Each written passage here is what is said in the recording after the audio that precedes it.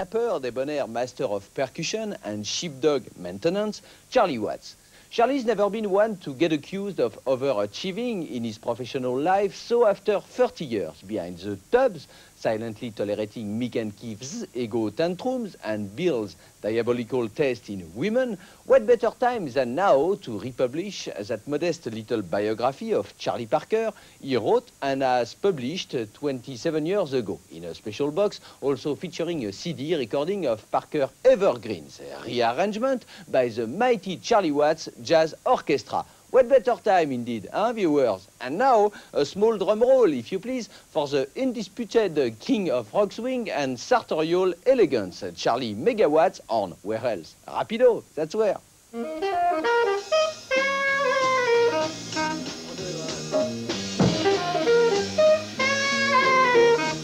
Many people already recognize Charlie Watts as the most enigmatic and interesting Stone, and appropriately, his new book is not the usual ghosted memoirs of life on the road, but a biography of a very different musician, jazz icon Charlie Parker.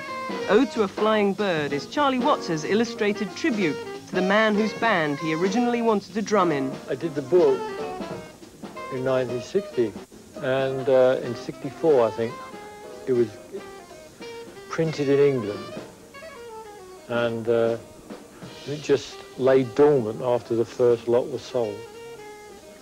And then Mark Hayward said he'd like to bring it out. And from there we did a record, and it's what it is now. It's a box with a little photo. Looks good, I think.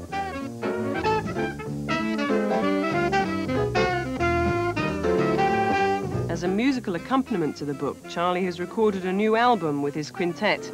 In an attempt to capture the flavour of Charlie Parker's Bird Quintet without just reproducing it, Watts has composed 5 tunes and rearranged 2 of Parker's, as well as performing with Parker's old trumpet player, Red Rodney.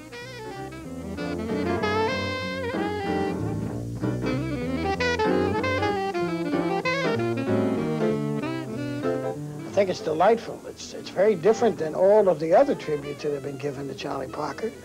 The book is wonderful. It teaches children about Bird and what he's done. The band is very, very excellent, and it's not a recreation. It's really, they're playing the music that he played at that period, but it's Charlie Watts and Peter King's baby, and it's excellent.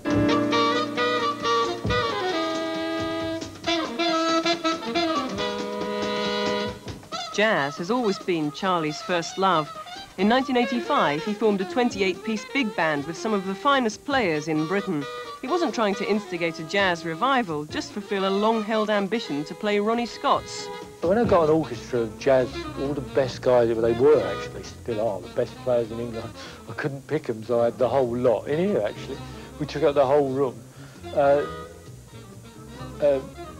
People said, just in time for the jazz revival.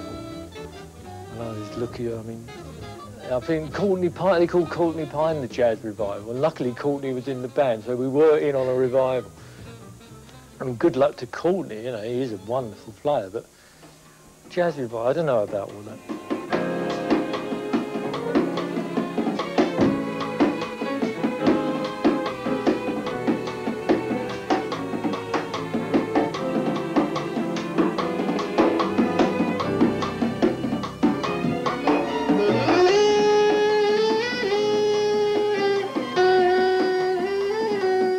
Well, Charlie's always been interested in jazz, and he's always been a jazz player. He hasn't done it with the other group that he plays with, but he did it with the big band that he had, and now he's really got all the freedom to do whatever he wants to do.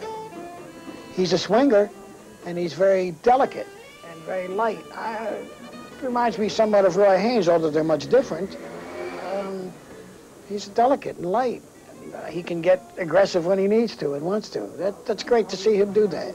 Just waiting on a friend. Currently being less well received critically is the new Rolling Stones live album from their recent world tour, featuring all the old favourites but sounding rather like the musicians themselves, a bit tired.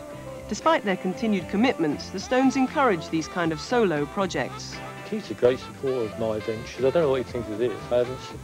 I saw him a few weeks ago. We did this video film. What's it called? High Wire? Yeah.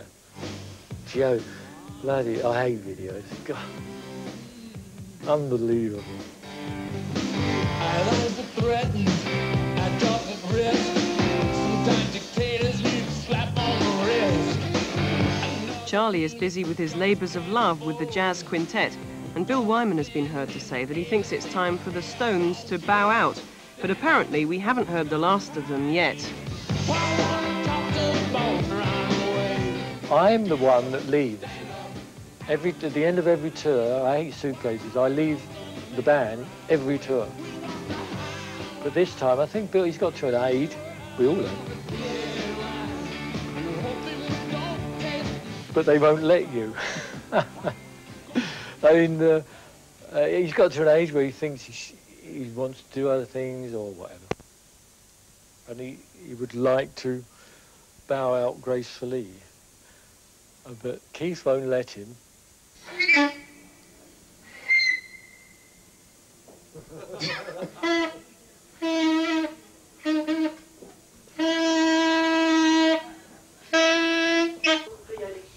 Rapido follow-up and finish. Join us next